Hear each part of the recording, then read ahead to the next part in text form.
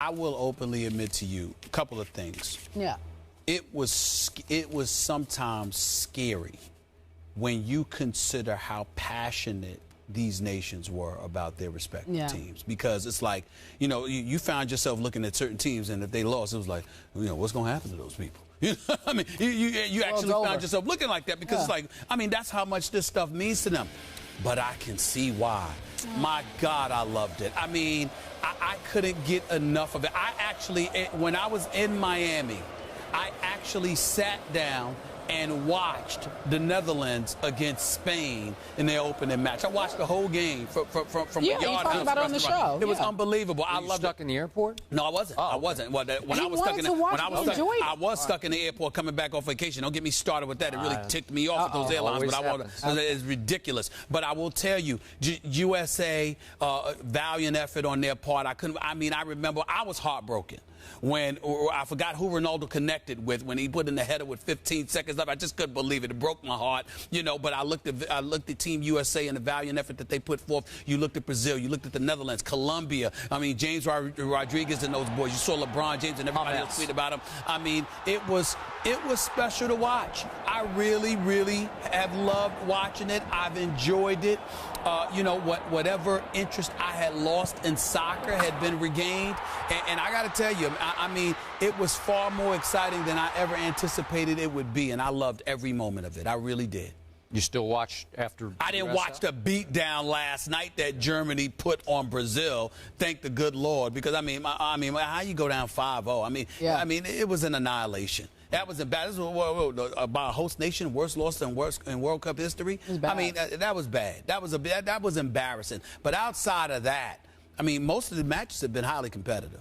They really have. Have they? I love the World Cup.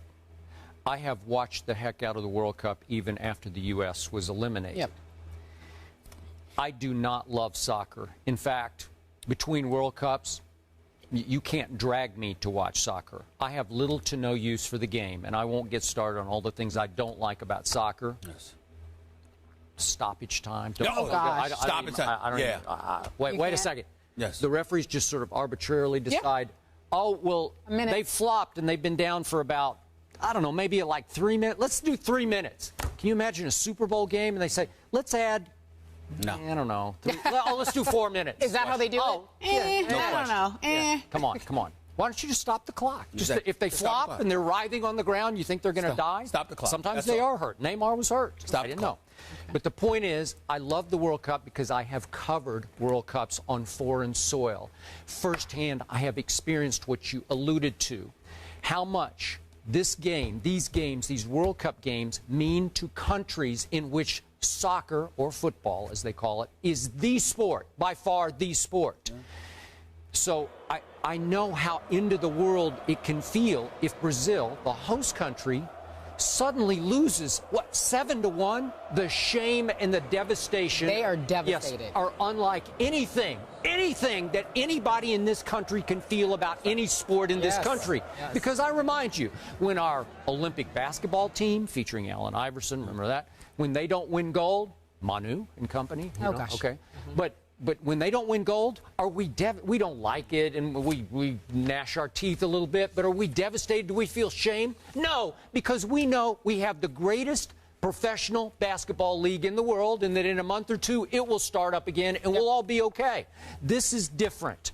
And yet, was I shocked by 7-1? Yes, I was. But I was not shocked by what happened when Klose, as you mentioned in your open, scored the second goal. All of a sudden, it's 2-0.